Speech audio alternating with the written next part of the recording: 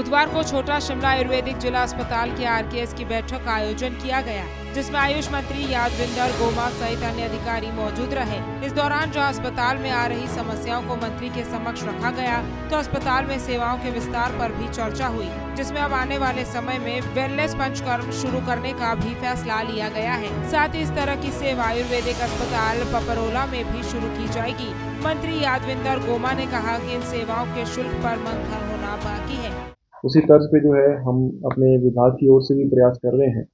कि जो आयुर्वेदिक विभाग की सुविधाएं हैं उसको अच्छे और सुचारू रूप से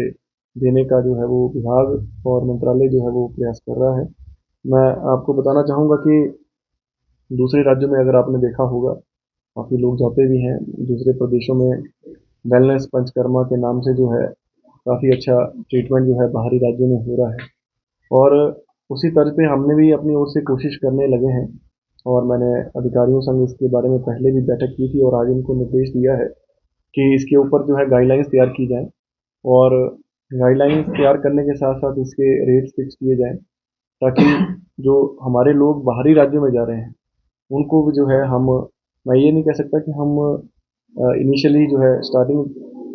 पॉइंट से ही हम बड़े लार्ज स्केल में इसको शुरू करेंगे, पर हमने प्रयास कर रहे हैं कि शुरुआती तौर पर हम 2 हॉस्पिटल जो है हमारे आरएच शिमला और एक हमारा आयुर्वेदिक कॉलेज पपरोला,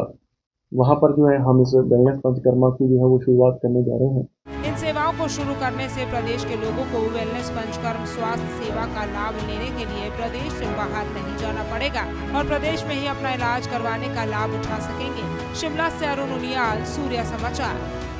बुधवार को छोटा शिमला आयुर्वेदिक जिला अस्पताल के आरकेएस की बैठक का आयोजन किया गया, जिसमें आयुष मंत्री यादविंदर गोमा सहित अन्य अधिकारी मौजूद रहे। इस दौरान जहां अस्पताल में आ रही समस्याओं को मंत्री के समक्ष रखा गया, तो अस्पताल में सेवाओं के विस्तार पर भी चर्चा हुई, जिसमें अब आने वाले समय में वेलनेस पंचकर्म शुरू करने का भी फैसला लिया गया है। साथ ही इस तरह की सेवा आयुर्वेदिक अस्पताल पपरोला में भी शुरू की जाएगी। मंत्री यादविंदर गोमा ने कहा कि इन सेवाओं के शुल्क पर मंथन होना बाकी है।